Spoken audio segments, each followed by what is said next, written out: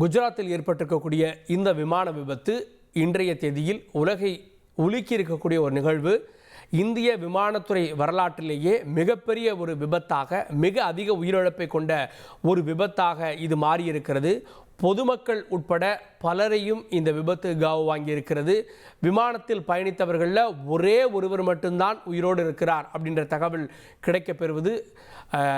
மற்றபுறம் பயணித்த அனைவருமே உயிரிழந்திருக்கிறார்களா அப்படின்ற அச்சத்தையும் ஏற்படுத்தி இருக்கிறது. நம்மோடு திரு சிவகுமார் அவர்கள், விமான பராமரிப்பு துறையினுடைய வல்லுநர், நம்மோடு இணைந்திருக்கிறார். நிறைய கேள்விகள் இருக்கிறது. சார் வணக்கம்.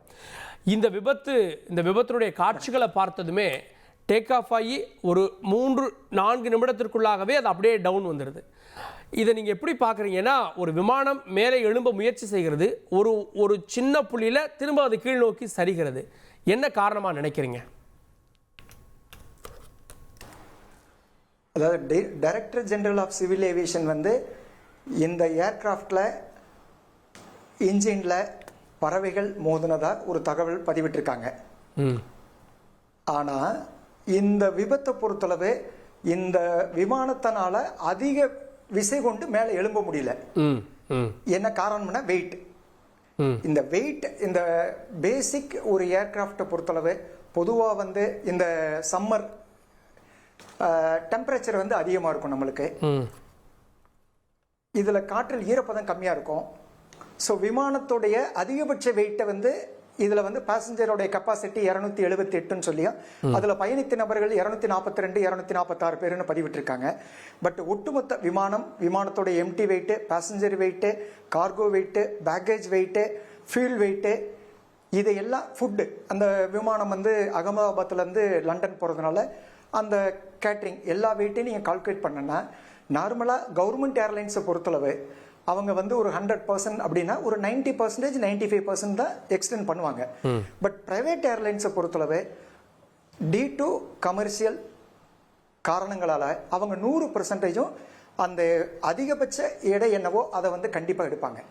ஸோ இதில் வந்து மெட்ரோலாஜிக்கல் டிபார்ட்மெண்ட் வந்து வெளியே எவ்வளோ ப்ரெஷர் இருக்குது, எவ்வளோ டெம்பரேச்சர் இருக்குது, எவ்வளோ டென்சிட்டி இருக்குது அப்படிங்கிற தகவல் வந்து ஏடிசிக்கு கொடுத்துருப்பாங்க. அந்த ஏடிசியோட தகவல் அந்த பைலட்டுக்கு தெரிவிக்கப்பட்டிருக்கும்.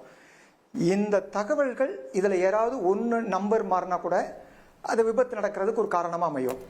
பட் இதில் மெட்ராலஜிக்கல் டிபார்ட்மெண்ட் இன்னைக்கு டெம்பரேச்சர் எவ்வளவு, இதில் வந்து இந்த டென்சிட்டி எவ்வளவுன்னு சொல்கிறது. இந்த சம்மர் டயத்தில் வந்து விமானங்கள் பொதுவாக நார்மலாக என்ன பண்ணுவோம்னா, நம்ம வந்து அதிக ஒரு 100% கொள்ளல வெயிட்னா நம்ம ஒரு 95% வெயிட் எக்ஸ்டெண்ட் பண்ணுறது வந்து அது வந்து ரெக்கமெண்டட் ஆக்சுவலி. இந்த விமானத்துல பறவைகள் மோதி இருக்கும் அப்படின்ற ஒரு தியரி சொல்றாங்கல்ல. இப்போ பறவைகள் மோதி இருந்தா 2 என்ஜினுமே செயலிழந்துருமா? இல்ல, பறவைகள் வந்து டிஜிசிஏல வந்து அவங்க 5 மணிக்கு கொடுத்த தகவல் பிரகாரம் 2 விமானத்திலையும் 2 இன்ஜின்லையும் பறவைகள் மோதப்பட்டது அப்படின்னு ஒரு தகவல் சொல்லியிருக்காங்க. பட் இவ்வளவு குறுகிய டயத்தில் வந்து அவங்க அதை எப்படி இன்வெஸ்டிகேஷன் பண்ணி, ஏன்னா இந்த விமானத்தில் இருக்கிற ஃபியூல் அந்த விமான விபத்துக்கு அப்புறம், அந்த விமான வெடி விபத்துக்கு அப்புறம் அதை சுற்றி இருக்க ஒரு 800 மீட்டர் தொலைவில் இருக்கிற எல்லாமே வந்து பார்த்தீங்கன்னா கம்ப்ளீட்டாக வந்து கறி இருக்கும். அதுக்குள்ளே வந்து பறவைகள் அப்படிங்கிறது இது எப்படி அனலைஸ் பண்ணாங்க, எப்படி இன்வெஸ்டிகேஷன் பண்ணாங்க, அதுக்குள்ளே இது எப்படி தெரிவிக்கப்பட்டது ஒன்று. ரெண்டாவது, இந்த விமானம் டெல்லியிலேருந்து அகமதாபாத் வர்றப்ப அதில் ஒரு பேசஞ்சர் என்ன சொல்லியிருக்காரு, இதில் ஏசி சரியாக ஃபங்க்ஷன் ஆகலை, இதில் வந்து அந்த டிவி வந்து உள்ளே வந்து ஃபங்க்ஷன் ஆகலை அப்படின்னு ஒரு விஷயத்தை பதிவிட்டிருக்காரு இந்த விபத்து நடந்ததுக்கப்புறம். பட் ஏசிங்கிறது அட் த டைம் ஆஃப் லேண்டிங்னால D2 அந்த இதில் வந்து கம்மியாக அவர் ஃபீல் பண்ணியிருக்கலாம். பட் அதர் ரீசன் வந்து நிச்சயமாக வந்து இது என்ஜின் கோளாறு இருக்க வாய்ப்பு இல்லை. ஏன்னா பைலட் வந்து பொதுவாக ஏடிசிக்கு அவங்க கொடுக்குற தகவல், ஒரு விமானம் இன்ஜின் இல்லை ஏர்ஃப்ரேம் இல்லை வேற ஏதோ ஒரு காரணத்துக்காக விபத்துக்குள்ளாகுன்னா அவங்க SOS கொடுப்பாங்க. பட் இவர் வந்து மேடே கால் தான் கொடுத்துருக்காரு. இந்த மேடே கால்ங்கிறது அது வந்து துயர செய்தி, நாங்கள் விபத்தாக போகிறோம், அவ்வளவுதான். அவருடைய எல்லாம் முடிஞ்சு அப்படின்றதுடைய அர்த்தம் தான் மேடே கால்ன்றது. அவ்வளவுதான். அதாவது SOSங்கிறது எங்களை காப்பாத்துறதுக்கான வாய்ப்புகள் கொடுங்கன்னு கேட்கறது ஒண்ணு. மேடேங்கிறது இது ஒரு துயர செய்தி, இது விமான விபத்துக்குள்ளாகுது, நாங்க தப்பிக்கிறதுக்கான வாய்ப்புகள் இல்லை. அதுதான் இந்த மேடேவோட கால். ஓகே, இதில் வந்து அந்த விமானத்தை பைலட்டால் கொஞ்சம் இயக்க முடிஞ்சிருந்தா வேற ஒரு இடத்துலையோ ஒரு சமவெளி பகுதியிலையோ எங்கேயாவது அதற்கான வாய்ப்பே சுத்தமாக இல்லை அப்படின்னு நம்ம புரிஞ்சுக்கலாமா? ஏன்னா கொஞ்சம் அருகில் இருக்கக்கூடிய இடத்துக்கு போயிருந்தாலோ இல்லை ஒரு டேர்ன் எடுக்க முடிஞ்சிருந்தாலோ இவ்வளோ பெரிய உயிரிழப்பு ஏற்பட்டிருக்காது அப்படின்ற விஷயங்களை சொல்கிறாங்களே. இல்லை, இதை பொறுத்தளவு சார் அந்த ஏர்கிராஃப்ட் வந்து டேக் ஆஃப் ஆக முடியல. இந்த வீடியோவில் நீங்கள் பார்த்தீங்கன்னா அந்த ஏர்கிராஃப்ட் டேக் ஆஃப் ஆகுது, இந்த என்டையர் ரன்வே வந்து அது கன்சியூம் பண்ணுது, அதுக்கப்புறம் டேக் ஆஃப் ஆகி திருப்பி கீழே தான் வருது தவிர அது மேலே போகலை. ஓகே, ஸோ அவரால் வந்து பில்டிங்லேயோ அந்த டைமிங் இது பில்டிங்கில் மோத போகுது, இது தரையில் மோத போகுது, ஏன்னா எப்படி இருந்தாலும் என்டையர் வெயிட் ஆஃப் ஃபியூல், இந்த ஃபியூல் வந்து அந்த விபத்து நடந்த இடத்துல அது இட் மே பி ஒரு பில்டிங்காக இருக்கலாம், இல்லை ஒரு தரைப்பகுதியாக இருக்கலாம், அதுக்கான வாய்ப்பு. ஏன்னா மொத்தமே வந்து ரன்வேலேருந்து டிபார்ச்சர்லேருந்து கிளியரன்ஸ், அந்த ஏர்போர்ட்லேருந்து கிளியரன்ஸ் வந்து டேக் ஆஃப் கிளியரன்ஸ் கிடச்சி 3 நிமிஷம் 30 செகண்டுக்குள்ளே அந்த விபத்து நடந்துருச்சு. ஸோ அவருக்கு இது பில்டிங்கில் மோதலாம் இல்லை தரையில் இறங்கலாம் அப்படிங்கிற பாசிபிலிட்டி அப்படிங்கிறதுக்குள்ளே போக முடியாது. ஏன்னா அவர் இந்த விமான விபத்தை அவங்களுடைய கட்டுப்பாட்டில் சுத்தமாக அந்த விமானம் இல்லை அப்படிதான் புரிஞ்சுக்கணும்.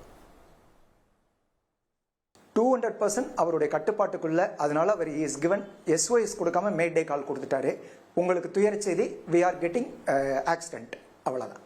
ஓகே, அதுக்குள்ளே இந்த கம்யூனிகேஷன் எப்படி வந்து கோட் பண்ணுவாங்க? ஏன்னா வந்து மேடே கால் அப்படின்னா என்னவா இருக்கும் அப்படின்னா இந்த உரையாடல்கள் பதிவாயிட்டே இருக்கும்ல, அப்பார்ட் ஃப்ரம் தட் அந்த பிளாக் பாக்ஸை தாண்டி பதிவாயிட்டே இருக்கும்ல, அதில் ஏதாவது ஒரு சமைக்க ஒரு செய்தி கிடைக்கப்பட்டிருக்கும் இல்லையா சார்? அந்த பிளாக் பாக்ஸில் இந்த கம்யூனிகேஷனில் வந்து அவர் கொடுக்குற ஒரே செய்தி அந்த குறிப்பிட்ட செகண்டுக்குள்ள மேடே துயர செய்தி, அவ்வளோதான். அதை தாண்டி அந்த துயர செய்தின்னு சொன்ன அந்த கன்வே 3 தடவை கொடுத்துருக்காங்க துயர செய்தின்னு சொல்லி. So it get with accident, அது எல்லாமே பிளாஸ்ட் ஆயிடுச்சு. தவிர்க்க முடியாத தம்ப்நெயில்ஸ், கலக்கலான கண்டென்ட்ஸ், சினிமாவும் சீரியஸ் பிரச்சனைகளும், பல வருடங்கள் இடைவெளி கலகலப்பும் கைகலப்பும், Me too, love you. Thank you so much. Mass ஏத்துறது ஏற்ற தெரிக்குதுனாலே டன்னு தான். பிரேக்கே இல்லாமல் பிரேக்கிங் நியூஸ் சொல்லும் தந்தி டிவி ஆப். இன்ஸ்டா தலைமுறை வரை இறங்கி அடிக்கும் தந்தி டிவியின் டிஜிட்டல் எக்ஸ்க்ளூசிவ். அது தண்ணிக்குள்ள போகும்போது ஹேங் ஆயிடுச்சு. உங்களுக்கு விஜய் சார் எந்த அளவுக்கு ரொம்ப பிடிக்கும்? Of course, Malayalis are huge Vijay sir fans. ரெண்டு பேருமே ரொம்ப பிடிக்கும் எனக்கு. தந்தி டிவி ஆப்பை இலவசமா டவுன்லோட் செய்யுங்க, ஃபாலோ பண்ணுங்க, சப்ஸ்கிரைப் பண்ணுங்க, என்ஜாய் பண்ணுங்க.